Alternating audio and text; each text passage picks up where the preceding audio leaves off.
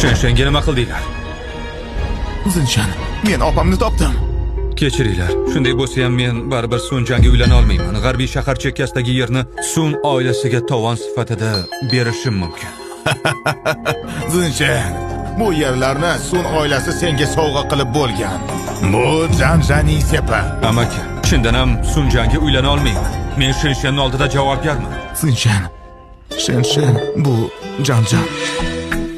Nima deding?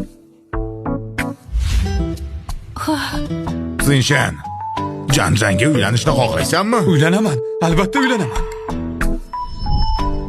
Bu yerda nimalar bo'lyapti? Shen chindan ham xato qildimi yo birovni ma'shuqasi edimi? Direktor xonim, 10 yil oldin Lu oilasi oldimizga nikohni bekor qilish uchun kelgandi. Lekin Lu oilasidagi merosxo'rlar bilan bog'liq muammoni hisobga olib, unga xalaqit berishdan qo'rqqandik. Haddan tashqari o'jarlik qildim, haqiqatni qabul qilmadim. Doim Zinjan va Janjan birga bo'lishlarini o'yladim. Meni kechiring. Xolajon, oldin men ham taqdirga ishonmasdim. Endi ishonaman. Barcha voqeliklardan keyin ma'lum bo'ldiki, baribir Sunjan bilan uchrashibman.